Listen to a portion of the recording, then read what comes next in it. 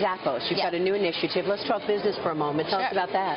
I'm collaborating with Zappos to create a culture company. I've been talking with Tony, who's really brilliant and very, very future thinking. And he asks questions like, why is London still here? Why is New York still here? But why aren't the Fortune 500 companies from the 50s still here?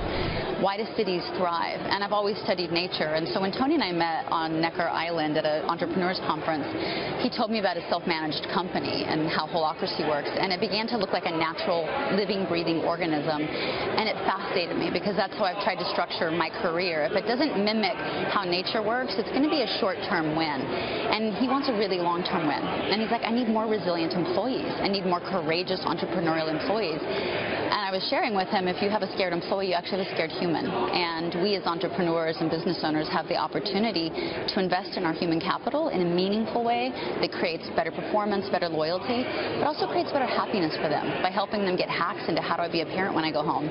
How do I understand nutrition when I am not at work? How do I understand to have intimacy, fitness, and all the ways that we have to have strength in every tone in every limb of our lives to have happiness as a side effect. That'll make a better employee. It'll make a better human. And so that's what we're going to join out to do, and hopefully take this toolkit to businesses as well as their consumers, because I want to be able to create social systems for each group where we start to really look at this as a shift in society and conscious capitalism. Good for you. That's terrific. What are you doing here at Salt?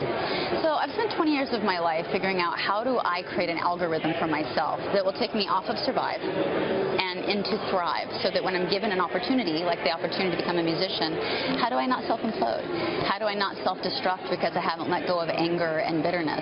How can I compensate for my background and really learn to be resilient, transmute pain, look at life in real time, and just not self-implode with fame? And so I've spent my life looking at that, and it's something I want to be able to solve for other people. It's why I wrote my book, Never Broken. And so I started a website, jewelneverbroken.com, and I was looking around for partners. Did anybody, on the ground, have they been doing this type of thing and really investing in humans and understanding this type of algorithm? And I found one foundation in the entire world. I looked all over the world, and it's called Inspiring Children. It's actually here based out of Las Vegas.